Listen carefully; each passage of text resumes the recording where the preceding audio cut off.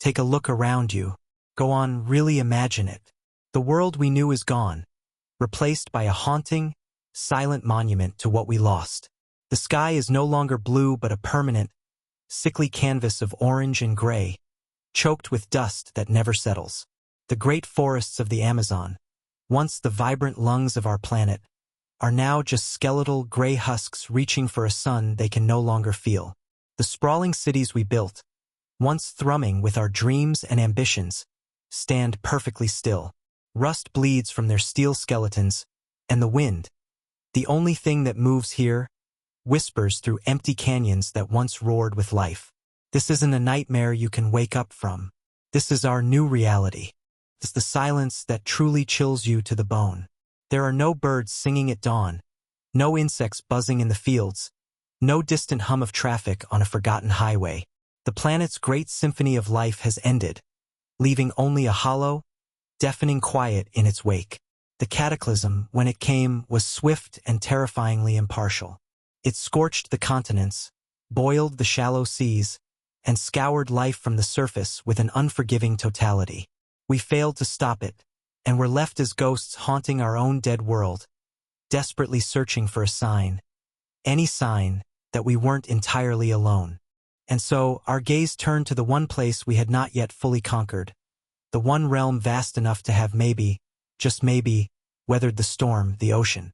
From our orbital sanctuary, it looks just as dead as the land. It's a vast, featureless expanse of dark water, unmoving and seemingly sterile under the hazy sky.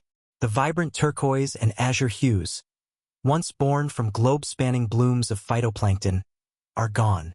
There are no playful dolphins cresting the waves, no majestic whales breaching in a spray of white foam. The surface is a dark mirror, reflecting the same dead sky above, a final, closed door on the chapter of life. But what if it's not a door? What if it's a veil hiding a world we never truly understood? For centuries, we looked to the stars for the next chapter, for salvation or a new beginning, scanning the cosmos for any hint of life. We never thought to look down into the crushing darkness of our own planet. We always treated the deep sea as a hostile, alien frontier, a place of monsters and forgotten myths. But what if all this time we were wrong? What if life, in its infinite tenacity, didn't end? What if it just retreated? What if the monsters of myth were simply the pioneers of a new world, waiting for the old one to finally burn out?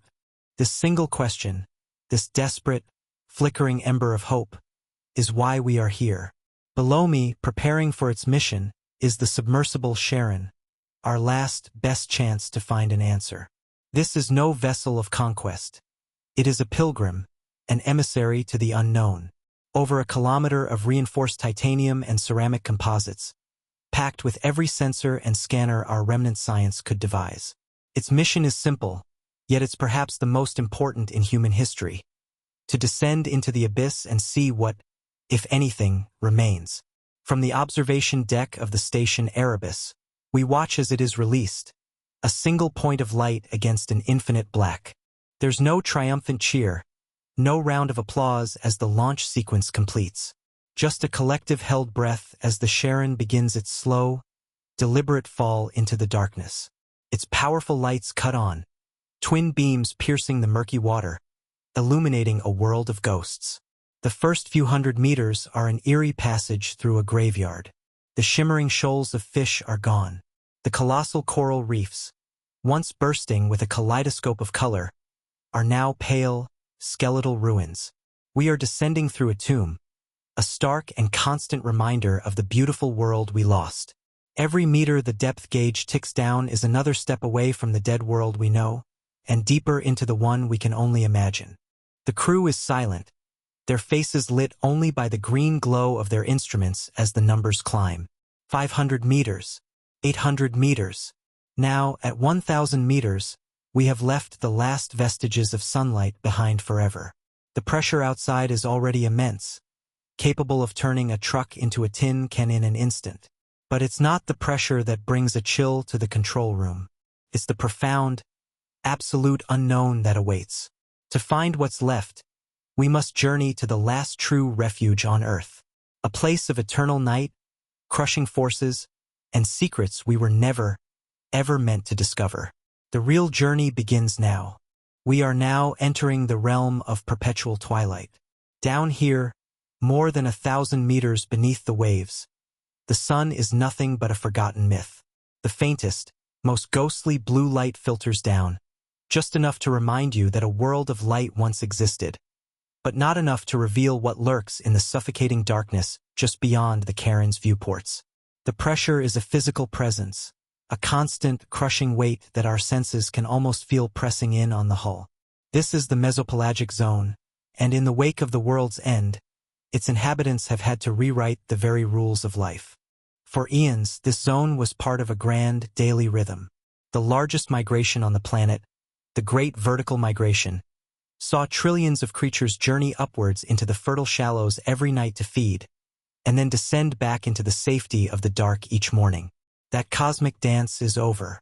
The nutrient-rich marine snow that once fell from the surface world has ceased, cutting off the primary source of food.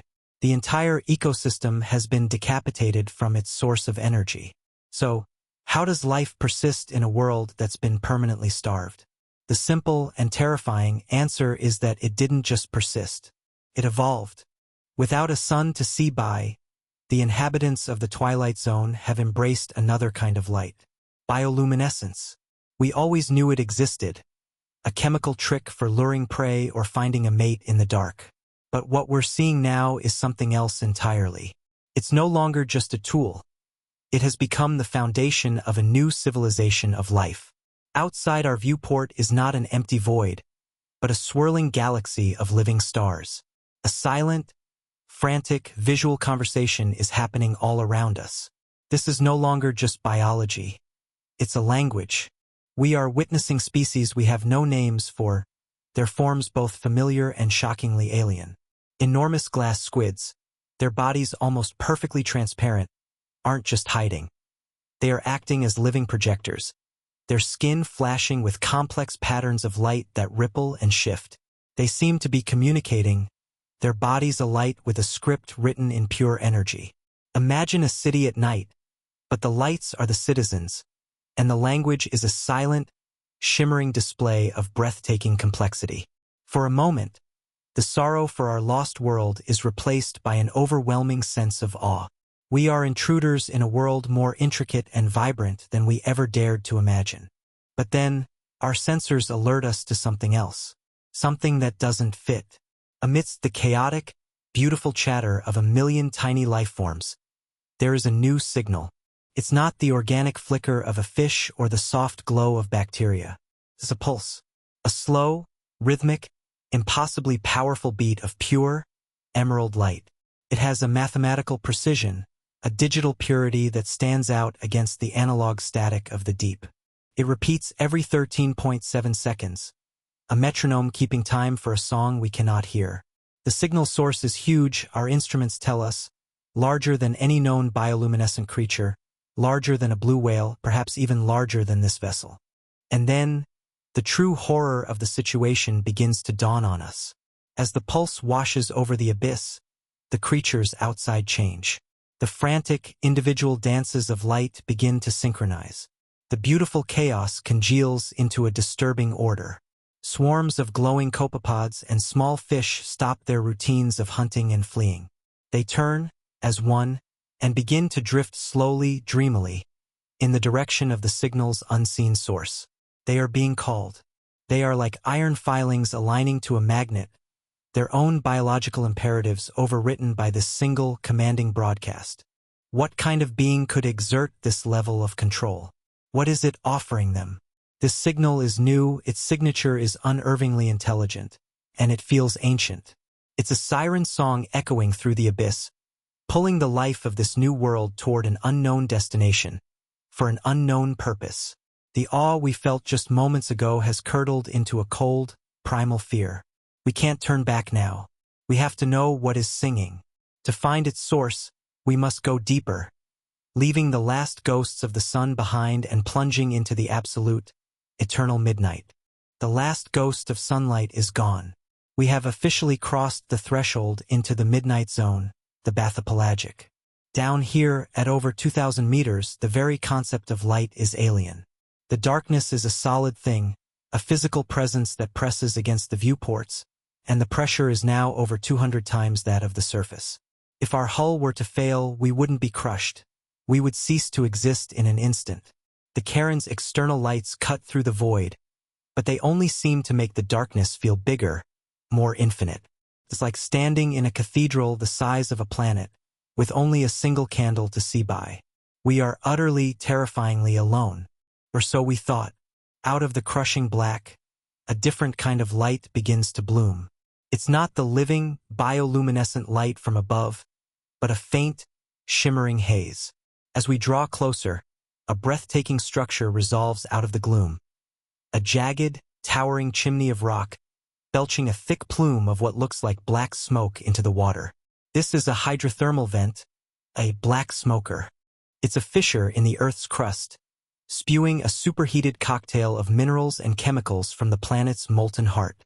In a world without a sun, these vents have become the new stars, the furnaces around which entire new worlds are forged. And what worlds they are! The science is called chemosynthesis. Life here doesn't need sunlight. It eats chemicals. Microbes feast on the sulfur and methane pouring from the vent, and in turn, they become the foundation of a food web that is both staggering and monstrous. We thought we knew what lived here, but the specimens of our past were mere children.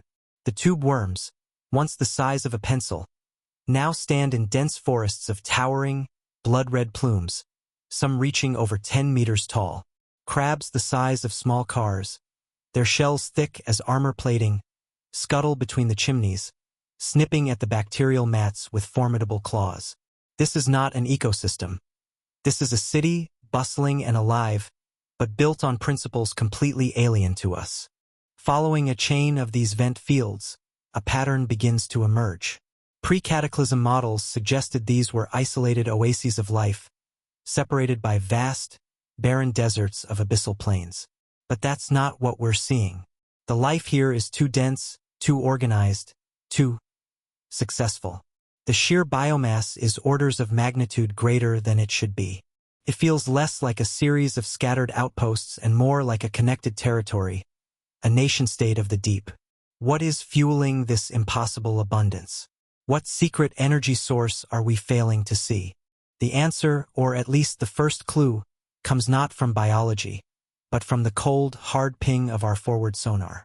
It has detected a metallic object, a signature that is unequivocally artificial. Its shape is wrong for a geological formation, and it's large. With a growing sense of unease, we alter our course to investigate. As the shape resolves in our lights, a collective gasp echoes through the cairn's control room. It's a submersible, or what's left of one. The markings on the hull are faded but unmistakable. The Orpheus, a deep-sea research vessel that vanished without a trace over 30 years ago. It was declared lost to catastrophic structural failure. The sonar was wrong. The sonar was very wrong. This was no accident. The reinforced titanium hull of the Orpheus is ripped wide open, the metal peeled back like a sardine can. We pan the cameras along the gash and the crew falls silent. The edges are lined with immense, serrated marks, bite marks. They are impossibly huge, gouged deep into the metal. No creature known to science, living or extinct, has a jaw that could do this. Adding to the horror, the entire wreck is draped in thick, cable-like filaments. A strange, fibrous webbing, almost like an abyssal spider's nest, has claimed the tomb of the Orpheus's crew. This isn't a wreck. It's a kill site. And then we hear it. No, not here. We feel it. The rhythmic, emerald pulse we detected in the twilight zone is back. But now it's not a faint, distant beat. It's a deafening, overwhelming throb that floods our sensors. Our instruments reveal the source. It's not a single entity. The signal is being broadcast simultaneously from every single hydrothermal vent in the area. The cities are all pulsing in perfect unison, a synchronized network of lights stretching for miles across the seafloor. They are all connected, all speaking the same language, all part of the same colossal circuit. The pieces click into place with a dawning, sickening certainty. The impossible abundance of life, the wreckage of the Orpheus, this impossibly synchronized network. Something didn't just find a way to survive down here, it found a way to take control. Something tore that submarine apart, and it wasn't the pressure. The creatures here aren't just living, they're being managed. That signal we've been chasing isn't a call. It's the heartbeat of a network. And we just stumbled right into the middle of it, a foreign object in a system that does not tolerate anomalies. We are descending into the abyss.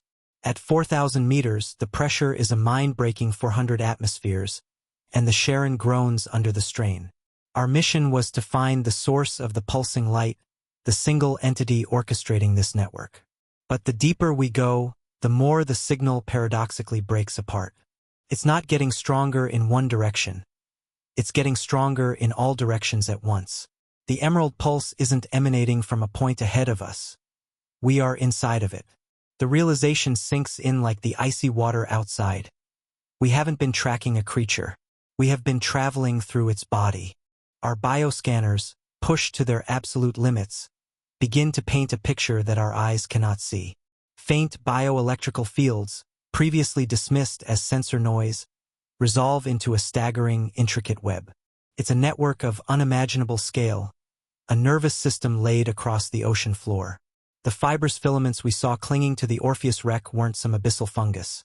They were nerves, axons the size of starship cables, connecting every hydrothermal vent, every colony of bacteria, every living thing in this zone into a single cohesive whole.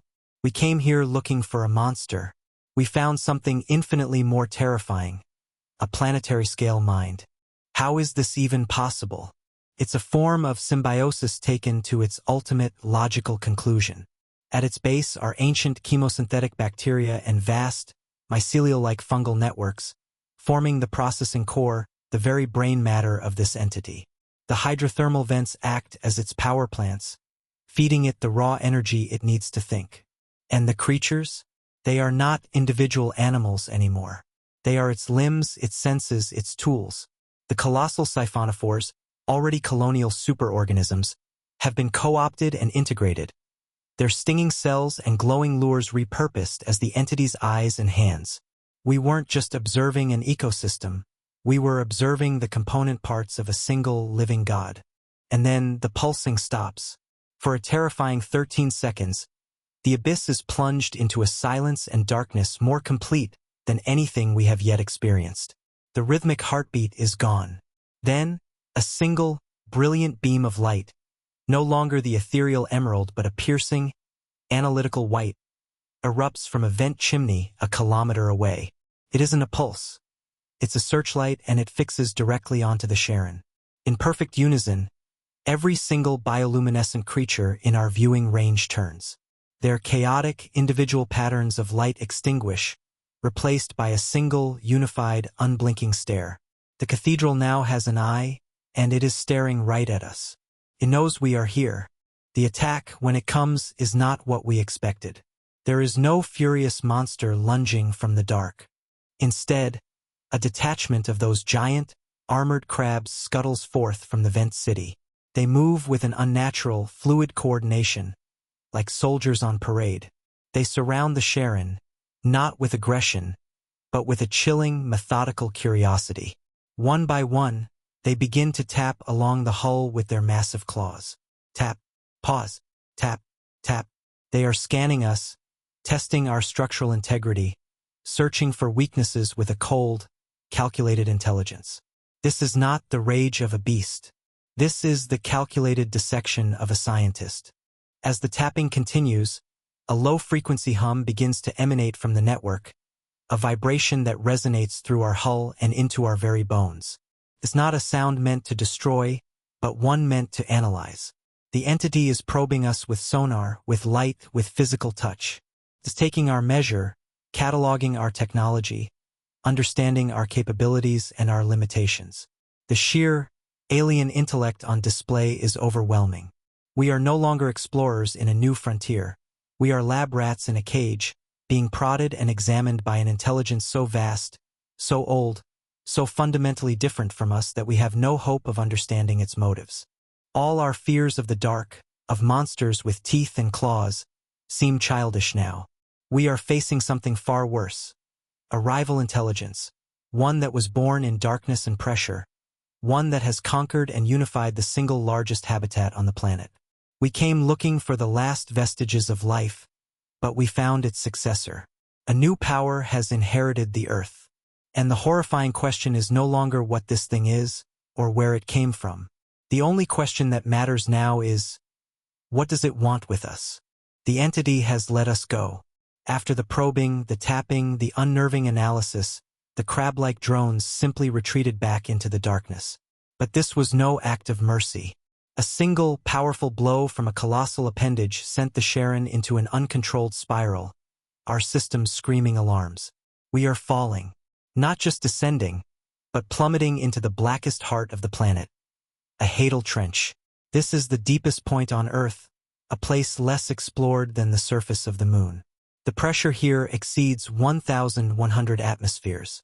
It is a realm of science fiction made real, and we are now its unwilling guests. We are falling into the dragon's throat. But as we pass 8,000 meters, our remaining sensors detect the impossible. The ambient temperature is rising. The water chemistry is changing, becoming richer, more complex. And the light, the entire trench is glowing. Not with the emerald pulse from before, but with a soft, steady, golden luminescence. We have broken through the bottom of the abyss and found a basement filled with light. Our damaged vessel finally stabilizes, its emergency systems finding purchase in the strangely denser water. And through the viewport we see it. This is no mere ecosystem. This is its workshop. This is its cradle.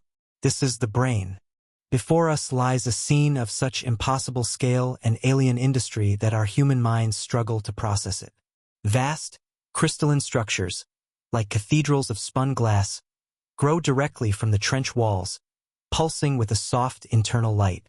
We are drifting through a city built by a god. Below us, what we can only describe as fields stretch for miles. Herds of pale, sightless creatures are carefully tended to by specialized crab drones, moved from one chemosynthetic pasture to another. The entity is not just hunting or foraging. It is farming. It is deliberately cultivating and breeding its own livestock in the deepest, most hostile environment on Earth. It's not just biology it controls, but the geology itself. We witness it redirecting the flow of new hydrothermal vents, using focused sonic frequencies to carve new channels in the rock, creating new oases of chemical energy where it desires. It is a planetary engineer, terraforming the abyss to suit its own unfathomable needs. The scale of its intelligence is staggering. It thinks on a geological timescale, planning and executing projects that span millennia. We are not just looking at a superorganism, we are looking at a sentient planet with this trench as its cerebral cortex. But where did the blueprints for all of this come from? For eons, the ocean has been the planet's final resting place. Every creature that lived and died on land or in the sea, from the first microbe to the last dinosaur, eventually had its traces washed down into the depths. Its genetic code, its very essence, became part of the sediment, a biological and genetic library of all life that has ever been. This entity, this planetary mind, didn't just inherit a dead world. It inherited the blueprint for every world that ever was. And we've just discovered what it's doing with that library.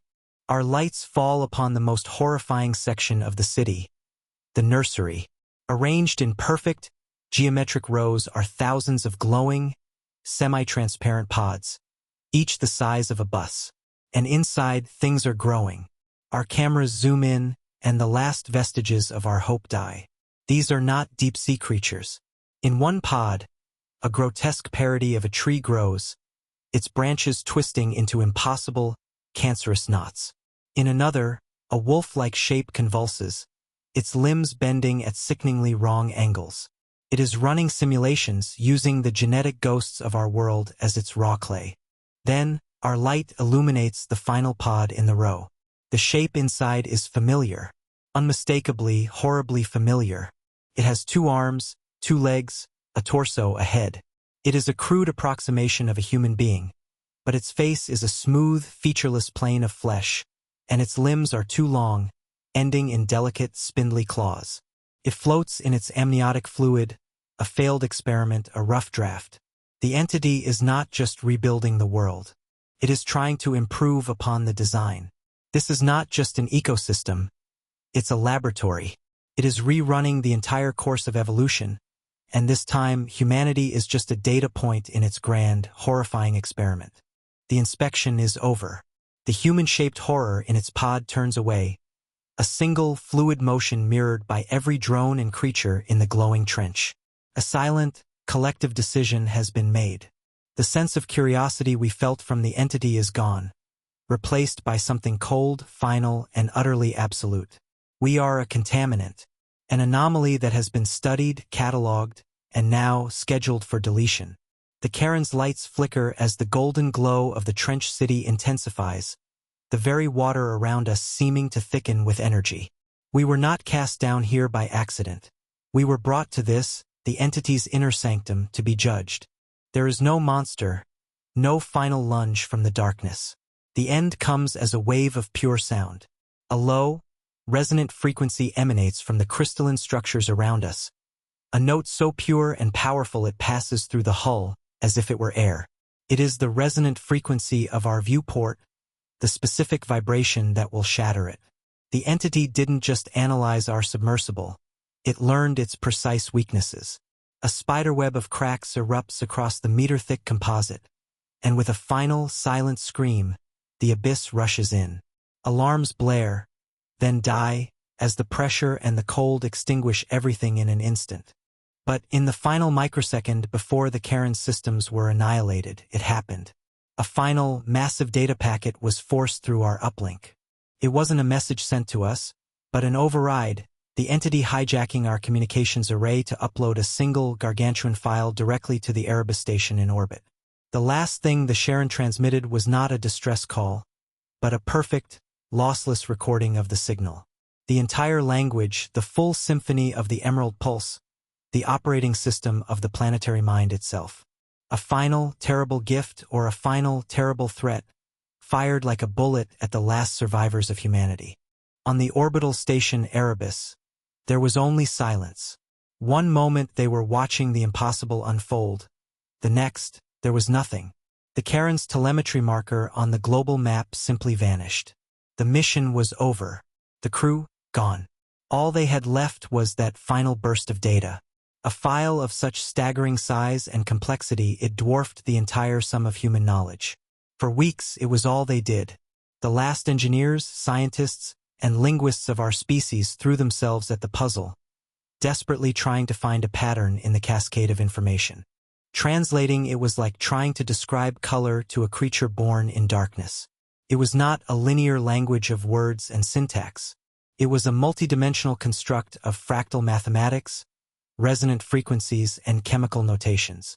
It was a language that didn't just describe reality. It actively manipulated it. Our most powerful quantum computers could barely process a fraction of a percentage, modeling the data as beautiful, terrifying shapes that shifted and evolved. It was the source code of a god, and we were struggling to even read the comments. Then, after months of relentless work, a single team found a foothold. A tiny, repeating sequence, a phrase that appeared over and over, embedded within the larger, incomprehensible structure. It was a linguistic anchor. They isolated this fragment and focused every resource they had on deciphering its meaning. They ran it through every model of logic, language, and symbolism our species had ever conceived. And finally, after weeks of painstaking work, the fragment yielded a translation. 3 simple words, stripped of their cosmic complexity and flattened into our own crude, clumsy tongue. Those 3 words appeared on the central screen of the Erebus, and a silence deeper than any abyss fell over the last remnants of humanity. The message, the only intelligible part of the entity's grand symphony that we could grasp, was this: ITC's US. The horror of that message lies in its profound ambiguity. Was it a warning? Was the deep-sea intelligence, in a final, inscrutable act, trying to tell us that some other, older power in the cosmos was aware of our existence? Or was it, as a growing faction of horrified scientists believed, a fragment of its own internal monologue? Was it one part of the global mind, communicating to another about the surface dwellers, the creators of the Sharon, the anomaly? Was the message simply a tag in its own internal filing system? A note that reads, humanity, confirmed. Status, observed? We don't know. We may never know. Our final shot pulls away. Away from the horrified faces on the Erebus. Out past the dead earth with its orange, hazy sky. We fall, down through the empty atmosphere, past the silent, skeletal continents, and plunge into the dark, still ocean.